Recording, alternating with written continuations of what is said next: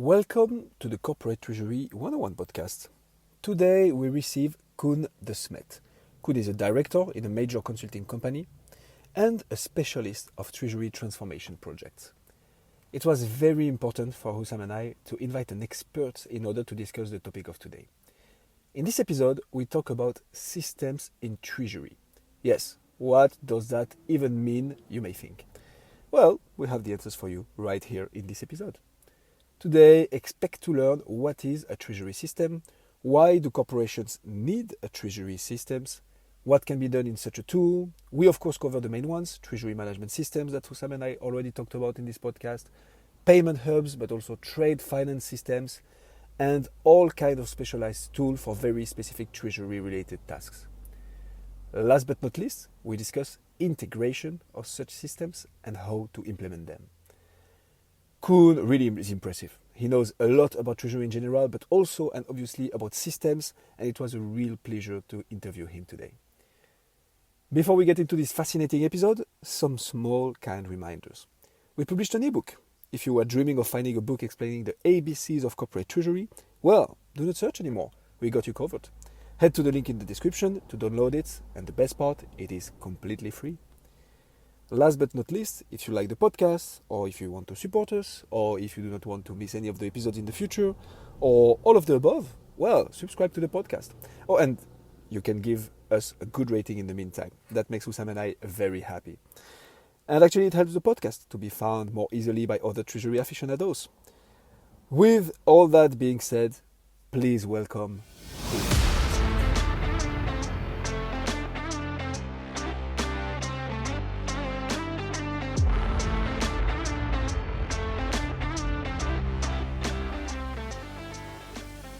Koen, welcome to the podcast. Super happy to have you here. Thank you, Guillaume. Thank you. Also happy to be here. It's gonna be very exciting. So maybe before we get into the topic, can you quickly introduce yourself for the people who might not know you? Yeah, absolutely. So I'm Koen De Smet. I'm part of a treasury advisory team of a Big Four consulting firm. I'm a director and I'm specialized, as I mentioned, in treasury advisory, mainly for corporate treasuries. Okay. And within that, I'm actually more helping corporates to transform their treasury organizations with specialization in treasury technology. Awesome, which is spot on because we talked about a lot of topics on this podcast already, but we never talked about systems, and I think you're the perfect person for that. Can you, to begin with, what's a system actually? When we talk, of course, of the financial world and in a corporation, what's a system? Well, a system is basically first of all, a repository of capturing transactions, and transactions could mean different. The classical AP and AR invoices, basically, going until payroll records. But in treasury, we of course talk about other type of transactions that are captured in systems. Okay, so AP and AR, just like, let's say people do not have any knowledge of what those could be. What are those terms exactly? Well, accounts payables, accounts receivables, everybody must have received an invoice in his or her life. Yeah. That is typically captured in an ERP. I use that as a kind of a example of why systems are used in, let's say, corporate worlds, and for treasury specifically. A system is then used to capture treasury-related transactions and data points as a first element, and secondly, to enable the digitization or digitalization of workflows within a system. Okay, so digitalization is a super interesting topic. Why, to begin with, why is it important to capture those transactions? What's beneath that? Well, as an example, some of the corporate treasuries that we work with have, let's say, hundreds of bank accounts, first of all. Okay. So imagine that you are, as an individual person, having, one or two bank accounts at maybe one maximum two banks. You can go to two electronic banking systems and you can capture your account information there. If you're a corporate treasury, you basically have plus 100, plus 1,000 some of the corporates' bank accounts. So ideally, you capture that all in one system and you don't have to go to, 20 different platforms to capture your bank account, bank statement information as a first element. Okay. And therefore, you can capture correctly what's happening on those bank accounts and help you with driving your treasury. Exactly. A second element, for example, is a function of corporate treasury, which I'm sure you have covered already, is financial risk management, right? Yes, it's okay. This one we have. Whew.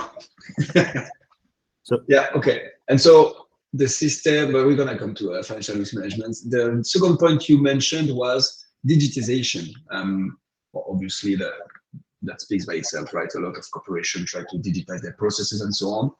Why do you want to do so in finance and more precisely in treasury?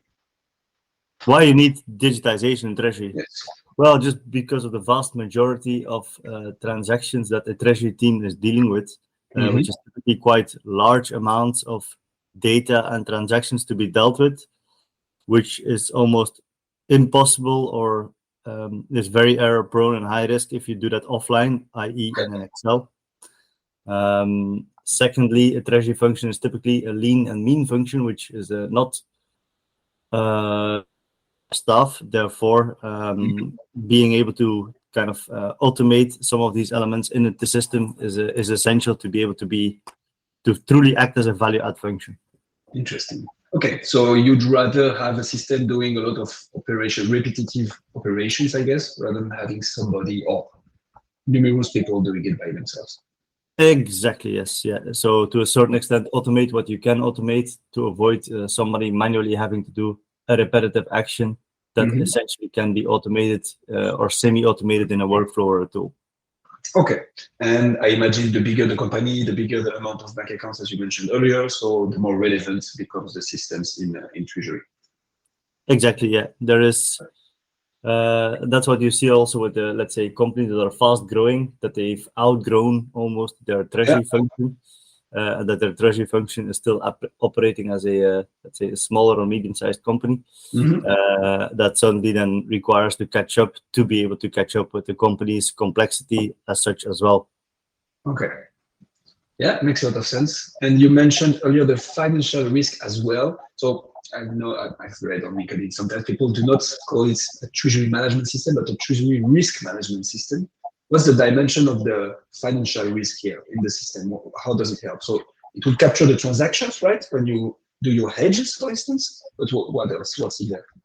Yeah, so it starts, of course, with exposure risk management, exposure management, right? So ultimately, if you want to hedge, you need to understand what your exposures are, and typically, exposures are FX exposures, so foreign exchange that are arising from the balance sheet or off the balance sheet.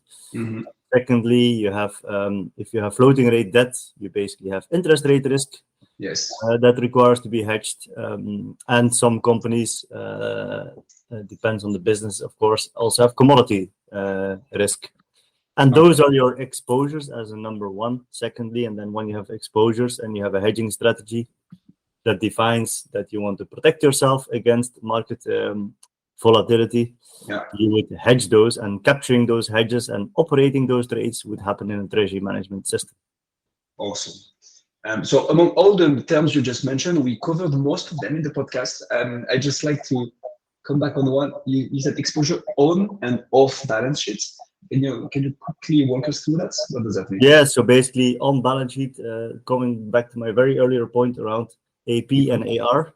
Yes. So that means as soon as you book an invoice, it's on your balance sheet, right? That means that it is an exposure that is out there that can be hedged.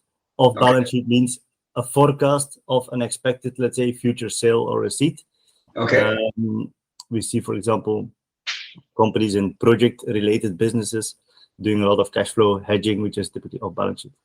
Okay, so typically what you're sure is going to happen will be on balance. I mean, in an ideal world where everything happens as it should, on balance sheet would mean it's an invoice that has been issued, so it will happen.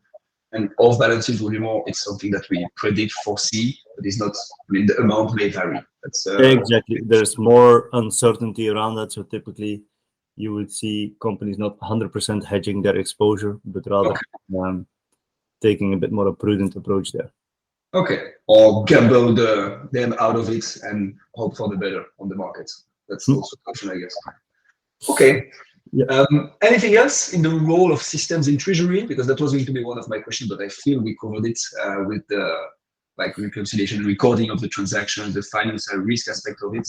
Anything else? Yeah, it's of Finance- course the what I briefly touched upon as well, your funding and investments, right? So Mhm.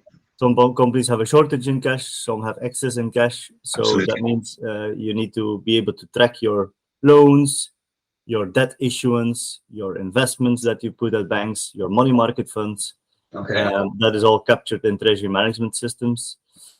Lastly, there's also cash management. So basically, if you have those 1,000 bank accounts, Mhm. which are then typically part of some sort of a pooling structure that needs to be tracked accordingly in a treasury management system. Yeah. And then you, of course, have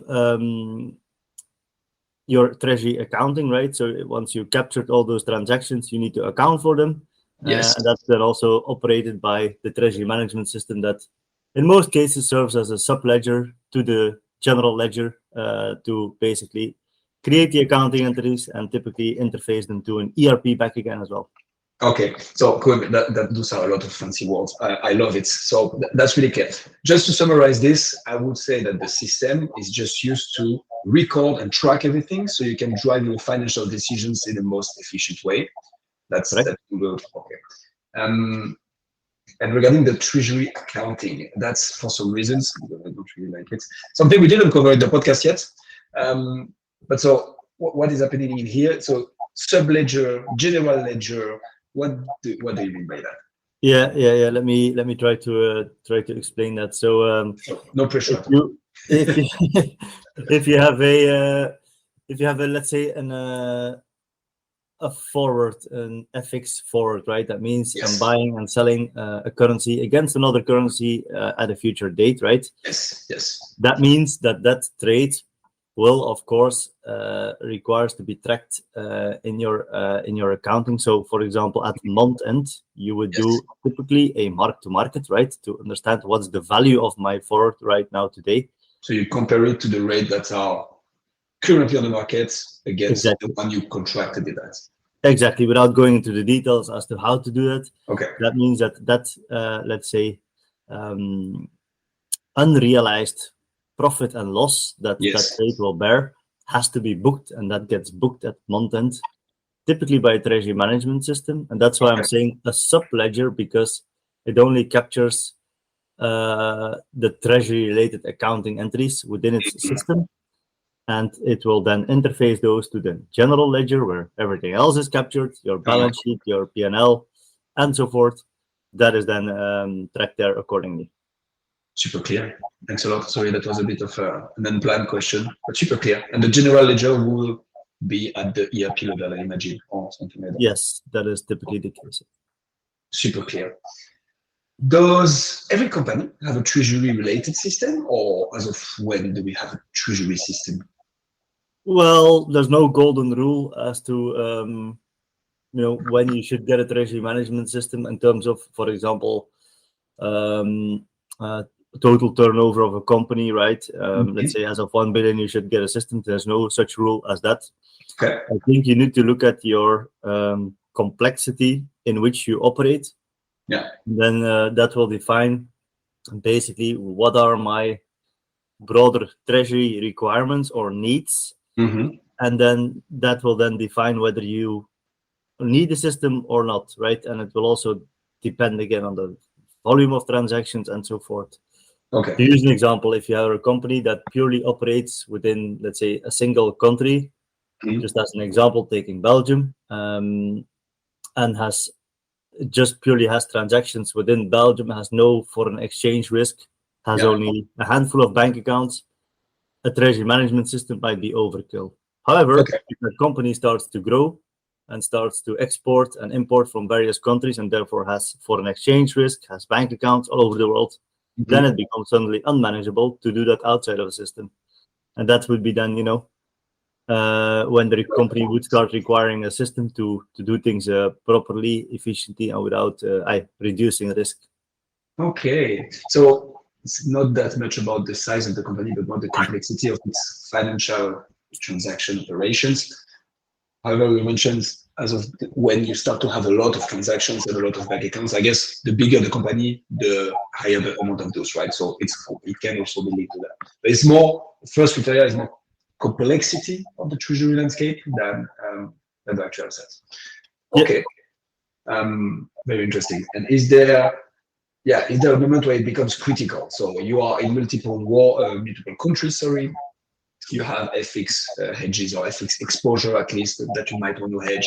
You have bank accounts throughout the world, different currencies, loans, as you mentioned, with variable interest rates and so on. There it becomes critical to have a treasury management system.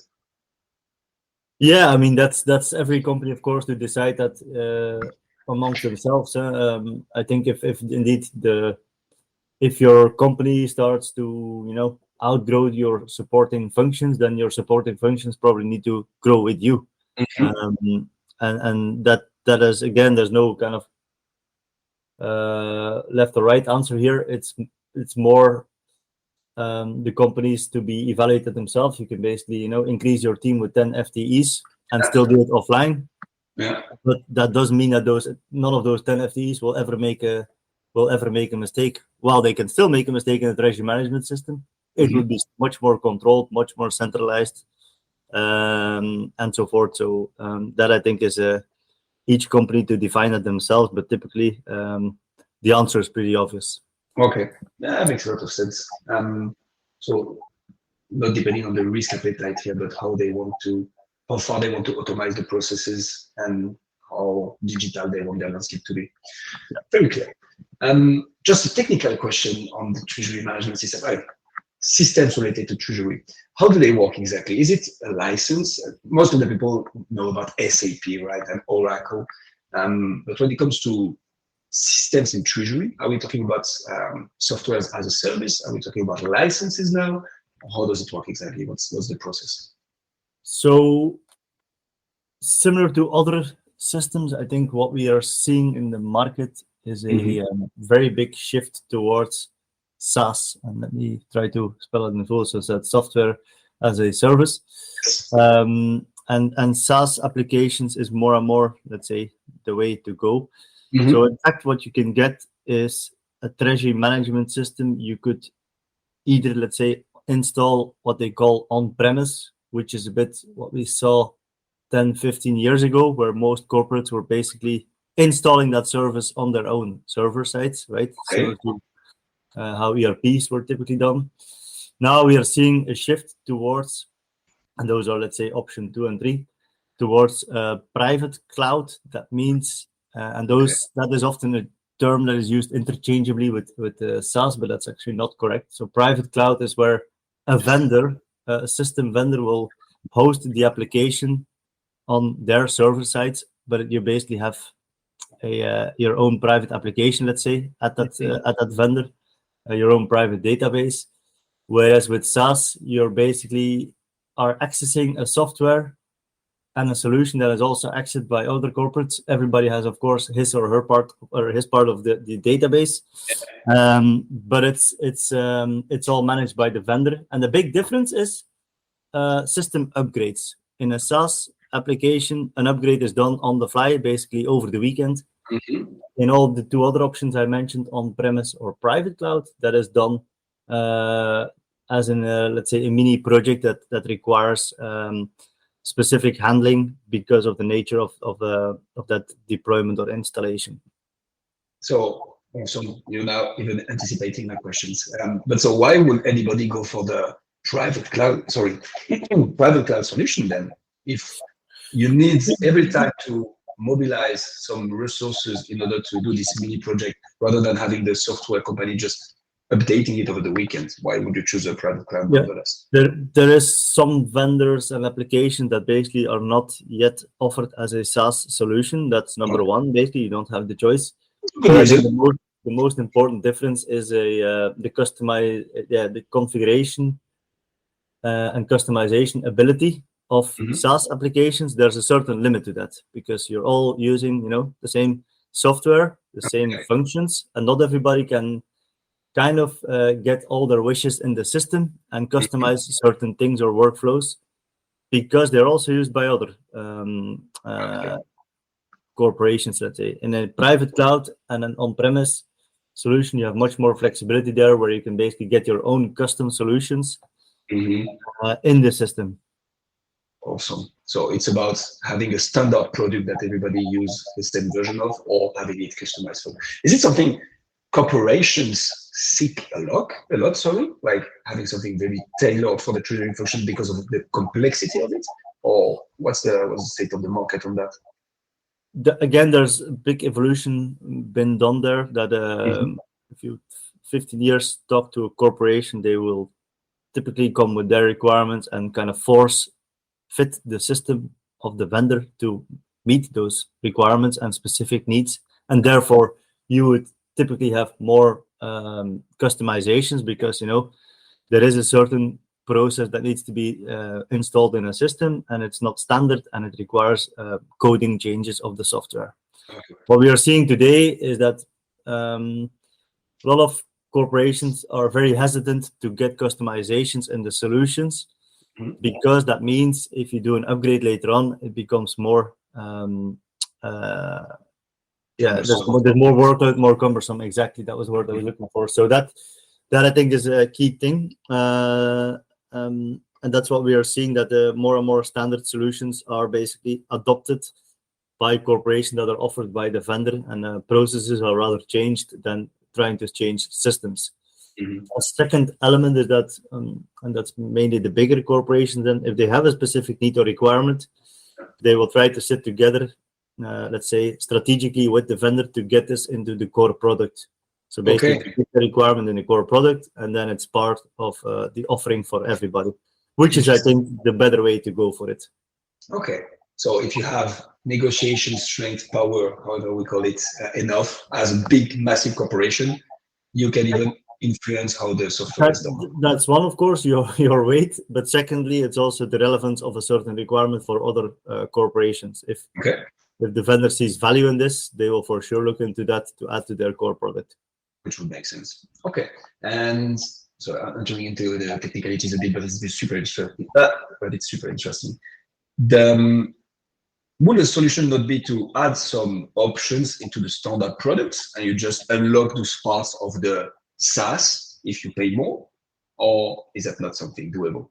So big corporations might actually just go to their vendor and ask for an additional option, module configuration whatsoever that will be implemented into a standard offering of this vendor. If you have a SaaS, so something not a private cloud, could the company say, okay, everything is on SaaS, but if you want some customization, we have them accessible in an optional module, for instance, and you can just decide to activate them or not. Is that something that is possible, or am I completely out of? Not to my knowledge, but it's actually a good question. So you could then, look into, I'm not going to call it workaround solutions, but add-ons to your treasury management system, right? So basically, for example, have an RPA tool that kind of pulls data in and out your system to achieve the same, as an example, so robotics process automation.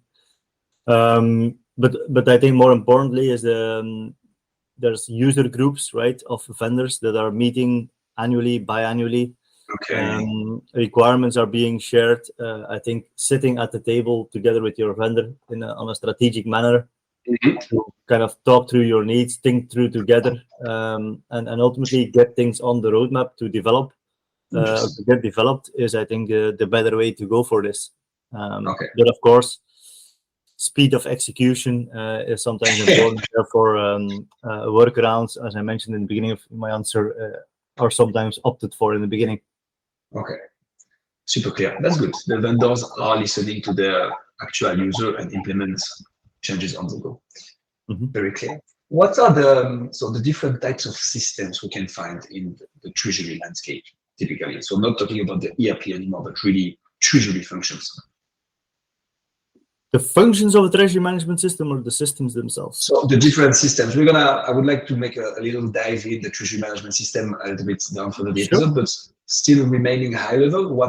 Because we can imagine there are as many systems as functions in treasury now. You have the TMS, obviously, we covered this one. what are the other ones, other systems we can find? Sure. So we spoke about the treasury management system, which I'm Mhm. always calling the kind of core treasury system or solution. So that is kind of basically the backbone, almost as you will, or the radar center behind your treasury team. Then you have some, let's say, applications that typically interact with your treasury management system, but also with other tools in the organization, which we could call specialist applications. A Okay. big one within that is a payment factory solution, also sometimes called the bank connectivity hub, which is basically a bank agnostic or multi-bank Mhm. platform that has as a main function to process payments and to retrieve account information, so bank statements, Mm. being at end of day, intraday, Yeah. and kind of distributing that to the relevant system. So that is, I think, two core applications within what we see in many treasury functions that have those tools. Okay. Sometimes they're part of one solution, sometimes they're two separate solutions. That was And going to then be you my have, question, actually, because yeah, you mentioned it when describing the functions of the TMS. You especially talked about this retrieving the information from the bank account. But now, so the payment hub does that what in a more efficient manner, more streamlined, yeah, more. but What's that? treasury management systems have basic functionality basically to always, visualize that information, right, in a cash Mhm. position worksheet or what have you. Yeah. And they somehow also have the necessary bank connectivity to, even do payments and retrieve bank statement information. But and some have really advanced functions within that. But we see also a lot of specialist players there in that domain that offer just a distinct solution to Okay. do that. And that solution then also, and that's an important nuance, operates and processes company-wide payments, such as, again, our AP, Mhm. payroll, so large volumes of transactions that are all channeled through a single solution to the banks. Okay. So it's not only the treasury transactions anymore, but operating the whole. So this payment hub will be linked also to the ERP you mentioned earlier that is using, that Yeah. is aggregating this API. ERP or ERPs or other, let's say, source solutions that produce payments. Think about, typical payroll solutions such as, there's many out there. But also, for example, TNL, travel TNL. What's that? expense tools, for Okay. example, would also produce payments to reimburse the employees and all those things. So there's Okay. many, kind of interfacing tools Okay. with a payment factory or bank connectivity hub. And then you have all sorts of other specialist treasury tools Okay. that are sometimes called satellite applications, surrounding applications Mhm. that are basically each have their own purpose. And if you want, I can name a few. Yeah, domain, maybe not name of systems, but indeed domain. So in my mind, because we had an interview with the amazing Ellen Lowers on this podcast, who talked about trade finance, and I imagine there will be trade finance visualized tools, for instance. What else will be out there? Yeah, so indeed, trade finance, again, multi-bank platforms there, Mhm. but also trade execution platforms. Okay. So if you, again, thinking about the beginning of our conversations, you have FX, foreign exchange hedges that you're doing. You basically need to do them in the market, right? Mhm. And typically those are done over the counter. That means directly with a bank. Yes. And most corporations, again, 30 years ago, that would have been done over the phone. Now that is done in a platform where you basically ask a price for your trade to multiple banks, and that is done in a trade execution platform. Awesome. So this trade execution platform will be linked to a numerous amount of banks. You will Yes, ask for a quote, and all the banks bid for this specific quote. Is the exactly. process fully automated then on the bank side as well, or is it only for the corporate? It is. So what you would see that indeed almost all big banks are signed up to those platforms, Okay. and they also have their, let's say, machines linked to those platforms so that Mhm. liquid trades, plain vanilla trades, just basically get priced automatically. Okay. Whereas very distinct trades, for example, in exotic currencies or large amounts, would then be rule-based, be routed to a trader that will have to price it at the bank itself. Also, So so yeah, sorry, go go ahead. ahead. No, So no, the no. advantage of this tool will be to, again, as for the TMS, a little bit eliminate the manual, potentially highly risked workload, because human can make errors where machines tend to do a little bit less, not zero, but less. So here again, the objective is to get off this over-the-counter aspect and more just automate the deal. The trades will still be done over the counter. That's just the nature of the way they are executed, but it's more indeed the fact that you do it all on a platform. Okay. So imagine you're doing 10 FX trades per day. Some corporations 100. If you do that over the phone with your trader at the bank, the risk of making an issue or an error or misunderstanding each other in terms of the price is very high, right? So Indeed. Never understood those pairs, currencies, rates, and numbers, but yeah, okay, makes sense. Yeah. Okay. There's a few other platforms, confirmation platforms to confirm those same trades, market data providers, and so forth and so forth. So there's a whole suite of applications, and that's what I wanted to kind of mention on this one as well, is that in the past, treasury management systems would try to have a very broad scope and try to almost get everything in one solution. Now we are seeing a trend towards trying to exploit the strengths of solutions. So basically, focus on what you're good at and rather work on a seamless interface with a specialist solution that is also focusing on what they're good at. Interesting. So that would also mean more, as you call them, satellite systems, applications. So you multiply the cost as well, I imagine, because, I mean, as good as people in Treasury may be, they do not do things for free, right? So if you install all those satellite applications, the cost is higher, but it's still more interesting than having human people do it or having a manual process. There is a cost indeed associated to that, and it's again all about cost benefits, where you know what is your need. There's a number of, let's say, basic essentials. So everybody will want to have market data in the system, right? Or you cannot account for your trades. And typically those are not also at the highest cost, I would say. But every corporation needs to make the benefits case or business case themselves, of course, for going for a solution or not. Okay. And so again, going back to what you said earlier, it will depend on the complexity. If you do one trade per week, foreign exchange, I mean, so that would justify one of those platforms you just talked about. It's maybe not worth to implement a digital platform, but if you do 100 per day, then it becomes relevant. Whereas, I don't know, your bank account management tool might be less relevant because you don't have that many whatsoever. Yeah. Throughout the systems, I feel that there is a lot of interactivity, interdependency between the different systems. The FX trading platforms need to capture correctly the exposure, right? That is consolidated into the TMS. The AP and AR that are in the ERP are linked to the TMS and so on. How is this whole landscape integrated between each other? Is it a direct connection? How does it work? Yeah, so let's say in the middle you have your treasury management system, right? That is then getting interfaces. Again, depends on the need to those other solutions. Okay. And those are typically not standalone solutions. And again, it depends on the need, right? You could have a solution, let's say, to capture a money market fund transaction, but you only do a handful per month. Then you probably don't need an interface. You could do it manually. Okay. But if you have that done daily and high frequency, you probably would require an interface to do it efficiently, or somebody essentially needs to key over data from system to system every day. So again, that depends on the need, but what we see is that those solutions are normally interfaced with each other using various technologies. Yeah. Okay. Very interesting. We covered most of the functionalities of the TMS, I feel.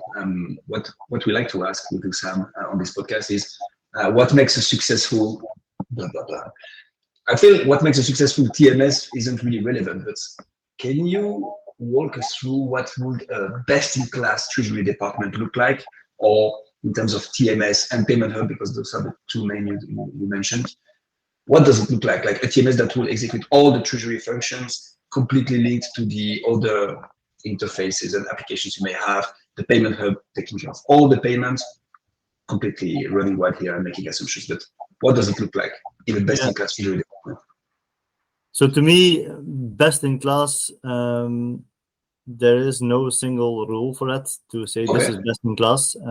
First of all, I think what it should do is as I mentioned, the treasury team is typically a lean team, right? So that means and highly qualified people.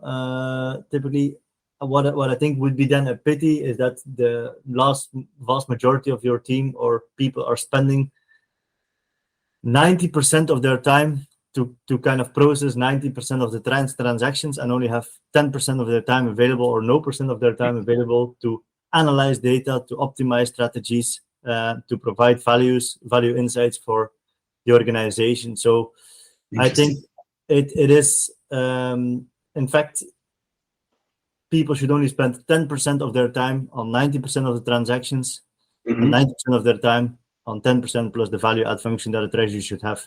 Yeah. That I think is the right balance to find. And of course, there is complexities that are always divert a bit from this kind of a rule, not scientifically I would say underpinned, but it is more like an evaluation that a company should make, right? Is my team of 10 people purely processing transactions because my processes are not automated, requires a lot of manual intervention, then you would probably are not best in class for your organization. Then something can be done to optimize this, and people could be freed up to do other things that are, let's say, more value add. Awesome. That's fascinating. I can't stop myself from thinking about the conversation we had with Mike. And it's interesting that talking about TMS, it comes back to people. What the best in class, or however we may call it, treasury department look like is when people actually focus on bringing value because the systems do the repetitive task for them. Super interesting. Anything else you would like to mention about TMS? I have a little last section I would like to touch upon, but anything else we forgot to touch upon and that may be relevant for the treasury management system, payment hub? I think we didn't mention cash flow forecasting. I imagine there will be some tools for that as well. It's one of the main functions. Yeah, that's really been an interesting one to indeed finalize this section. There's cash flow forecasting, which is, if you look at what is on top of mind of treasurers for the past 5-10 years, you would always see cash flow forecasting in the top 3. And of course, that has spikes when crises are around the corner or wherever we are in a crisis. For example, 2008, COVID-19, and now recently, luring recession, let's say. People are again trying to, looking into cash flow forecasting because, strangely enough, not a lot of corporate treasuries are doing this well, while, cash is basically what is, one of the key elements of a treasury management system or team, I would say, or processes. So indeed, for cash flow forecasting, there is also specialist applications. A lot of corporations are still doing it in Excel. And the reason for that is that, cash flow forecasting will require data, not only that is residing in your treasury management system, but also from other applications in the organizations, plus will require manual input from, business teams within the organization. And that's why a cash flow forecasting tool is often a separate tool that is then also interfacing data from large amounts of data from ERPs that are not really meant to be in a treasury management system. For example, there's no value in capturing all your accounts receivables, accounts payables that basically are required for cash flow forecasting in a treasury management system. Therefore, they are separate, and they also are more focused on, dashboarding and BI tool applications.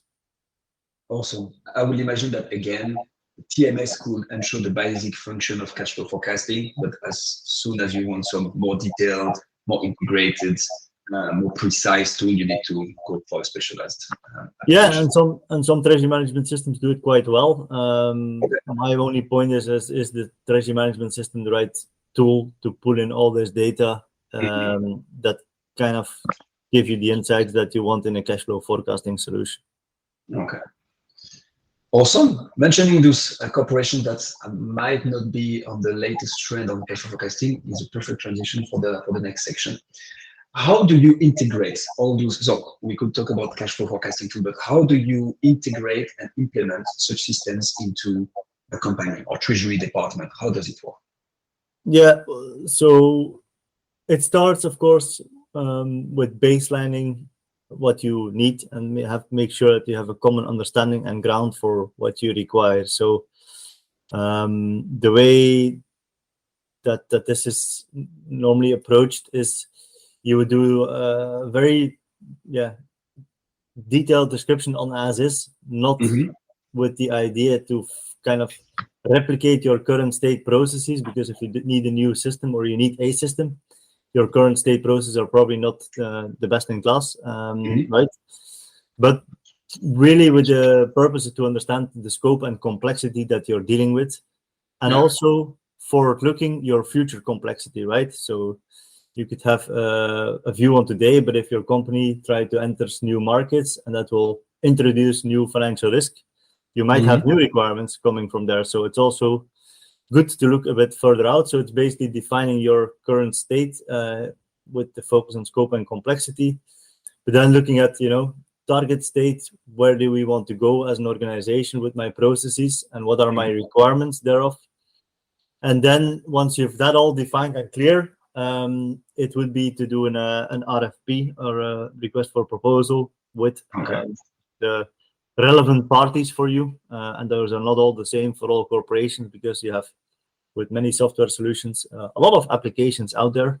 And then it's the typical phase of a system implementation, the design, the build phase, the testing phase, and then ultimately going live. All of that, of course, needs to be well understood how that will work when you start such projects. So I think road mapping is very important to be able to understand where you want to go to, which milestones you want to achieve. Otherwise, you basically run a bit in the dark. And that's tricky, because then you don't see results. Absolutely. And so forth, yeah. That's a lot of super interesting information. If I may summarize it, so what you want to begin with actually is assessing the current state of your treasury landscape and potentially broader financial and company landscape in general. Okay, what is done now? What do we need to bear in mind when we implement the system or select the system to the RFP that you mentioned right after? But also properly capture where we want to go. Then you will have the RFP process, which means you give away or you announce your requirements to different system vendors, and the system vendors pitch and bid for the different requirements you are looking for. Then you start the implementation, and you mentioned testing phase. That's an interesting one. So what's the testing phase? You make sure the vendor is actually complying with what he said in the RFP? What is it? So once you shared your requirements, right, and you've gone through detailed design about your processes with the system vendor will go off and configure this in the system. In some cases, you might need to support that configuration or complete it along with the vendor's help. Or with the system integrator, and then you start a testing phase, which means your end users running basically the to-be processes in the system and testing it. And that could mean, for example, entering an FX transaction, trying to confirm it, try to settle it, import bank statements, do your cash positioning. So basically your day-to-day treasury functions that you're testing in your new solution. Ideally using real production data to see whether it properly functions. And then once everybody happy, you sign up in a user acceptance testing phase, and then that is typically the trigger to go live with your new system. Awesome. User acceptance testing. Here you mean, okay, once we've gone through that period of, it's a question, but my understanding is once you've gone through that period of testing, everything is working as it was meant to, the users accept it. And so then the go live can occur. That's the idea. Exactly. So all users have executed successfully all their test cases. Mm-hmm. There is no defect anymore that is deemed to be a showstopper, and that always requires a discussion for some cases. And then everybody signs off that yes, we are comfortable that we can go live with our new solution, and that's what the last phase, user acceptance testing, is for. Awesome. Or one of the last phases, yeah. There's also others which we can dive into if you want to. And so that was going to be my question. So you mentioned go live. So you do the user acceptance test. Let's call it UAT for the aficionados of Treasury here. You have your go live, which means okay. Now you mentioned also production. Can you quickly? Yeah. So what a lot of companies do after the user acceptance testing is parallel testing. That means replicating your day-to-day processes, transactions that are done in real life, right, in the Treasury department in your system to see if you get the same results or if you can explain differences. So that is done over a period of, and it all depends, 2 to 4 weeks, but it could also be 2 to 3 months for some corporations. Depends how long you need to be comfortable. That is, I think, a phase that is almost always done in a system implementation to be 100% comfortable, along with penny testing. And I'm throwing in a new term again. That means doing a $1 trade, for example, on your trade execution platform to see whether it truly functions as it should. So it's a real transaction, basically. So that's why it's called a penny trade. Awesome. And so production will be you get out of the test environment and you enter into the real life environment. In the real life environment, exactly. That's how it often is referred to as production environment. Yeah. Awesome. And yeah, obviously I have a lot of questions on this. That's just super interesting. So parallel testing. You mentioned earlier when I asked about how do you know if the Treasury landscape needs to buy this system or start having a system for specific functions. When you do this parallel testing, will there be such a thing as, okay, we made a business case for this system. It will make sense because from a quantitative and qualitative aspect. So it will make us savings, make us win time, make us decrease the risk. When you do this parallel testing or at any moment of the implementation, do you say, okay, here is what we talked about when we were making the as-is and the to-be landscape. Here we are winning money because look, the system is doing it better than when we are doing it ourselves. Is there such a thing? Yeah, that's actually a good point. So what we see often as well is Treasury organizations trying to typically also have performance indicators, KPIs, key performance indicators. Yes. That you try to also get some sort of reporting out of your solution so that you can, for example, see the average processing time or the number of errors that occurred, for example, in a payment factory. Let's say I do 100,000 transactions per year and only 2,000 got rejected. That means quite a high success rate, right? What is the ambition that we want to go for? Are we seeing a positive trend over the years or not? That's all very valuable insights that you can get out of your system purely from a processing perspective alone. Yeah, awesome. Okay, so that's something that happens. And once you have to go live, you mentioned there is potentially other phases as well. But I was interested into the system is live, nothing is happening anymore then, or is there like a follow-up? Do we say, okay, we've implemented this, but in the 1 month, 2 month period, we started to have this bug or this issue? Is there in the implementation period a phase where you say, I don't know, a hypercare type of thing? Yeah, there is. So you go live and you typically then have hypercare. As it says it in the word almost, it's a dedicated care for after go live. That means you get access to, let's say, the consultants of your integrator or the consultants of the Treasury vendor that you can speak to directly in case an issue occurs that, it can be handled quickly and you don't need to rely purely on the, let's say, standard or customer support. There's also, again, linking it back to the road mapping thing I said earlier, a lot of system implementations happen in phases where companies try to go live with a certain scope of functionality initially, and then have a phase 2 where they try to expand it.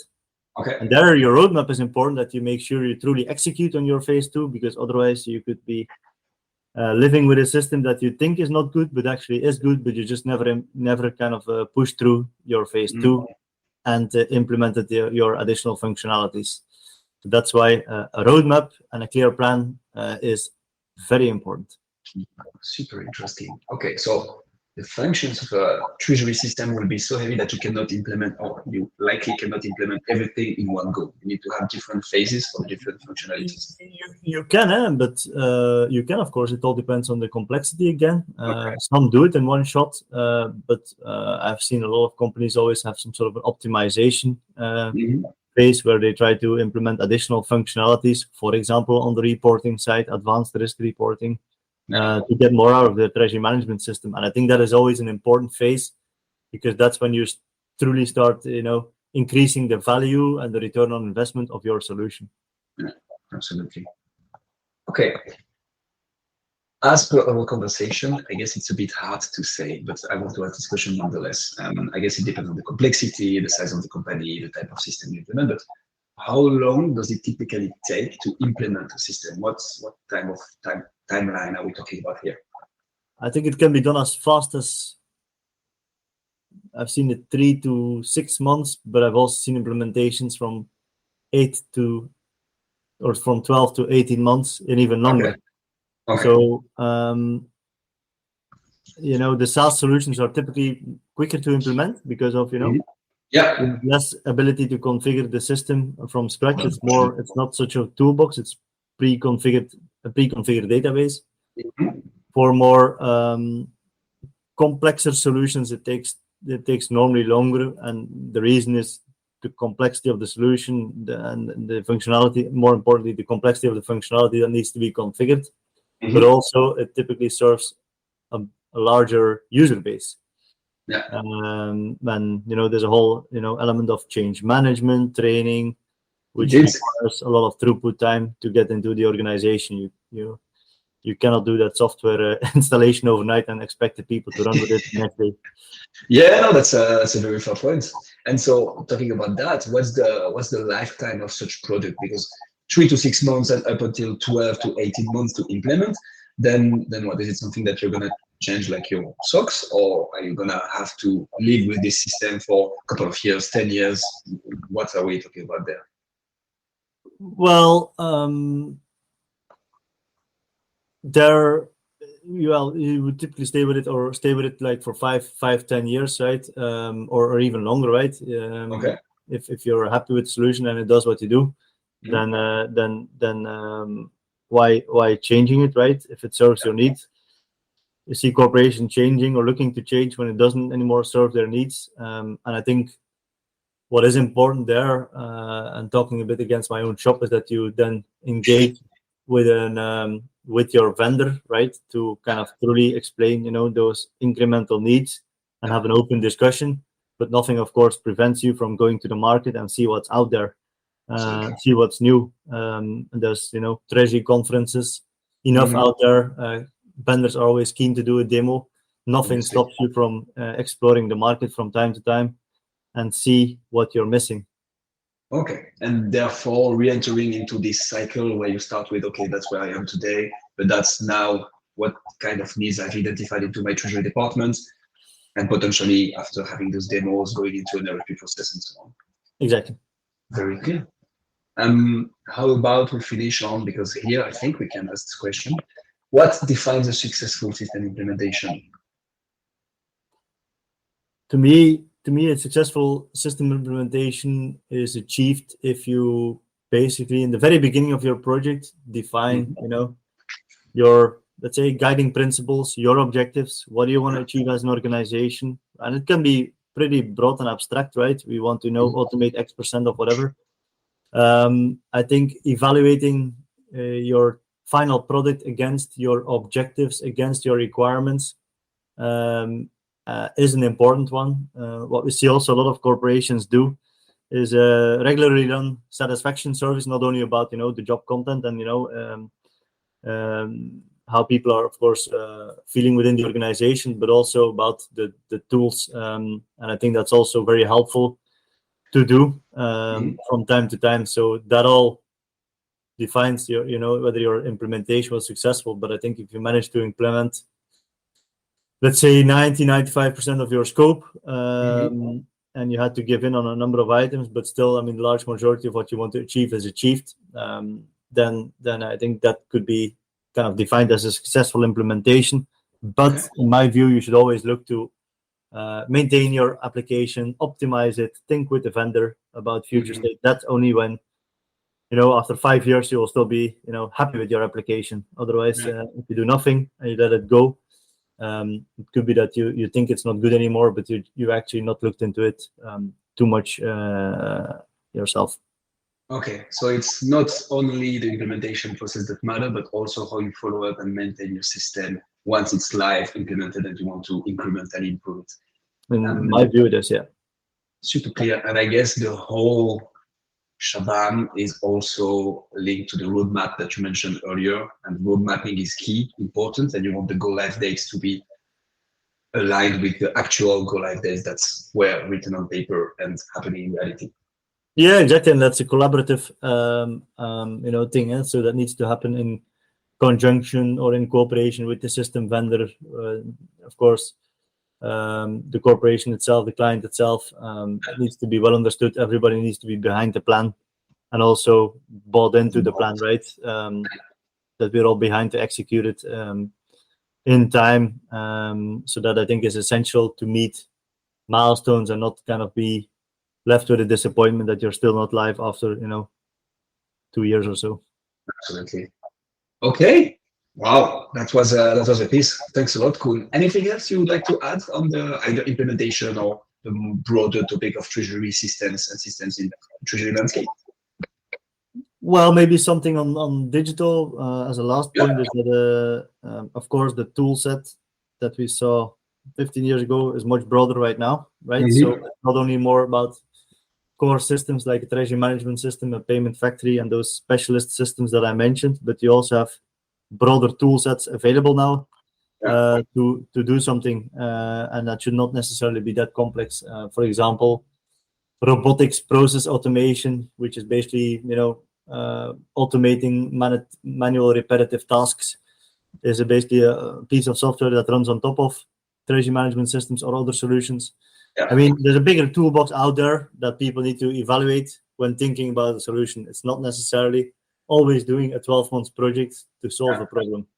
I think taking a step, trying something, proof of concepting something is essential these days to be fast and agile in the market.